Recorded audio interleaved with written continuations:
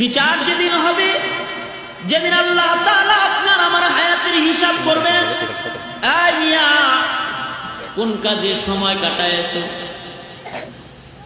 এই মিয়া কোন কাজে হায়াতের মূল্যবান সময় ব্যয় করেছো, এই তোমার 90 বছরের 60 বছর হায়াত দিয়েছিলাম, কি করেছো বলো। যেদিন আল্লাহ তাআলা বিচার করবেন, বিচারের দিবসে যেদিন আল্লাহ বিচার করবেন, ভয়াবহ এক সুরত নিয়ে আল্লাহ তাআলা বলবেন। কোন দয়া মায়ার সুরত নয়, কাহার রূপ নিয়ে বলবেন।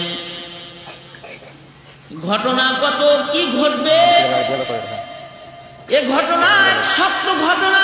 ইযা ওয়াকাতিল ওয়াকিআ লাইসা লিওয়াকাতিহা কাযিবা, মিথ্যা ঘটনা নয়, ঘটনা ঘটবে, সত্য সত্যই ঘটবে।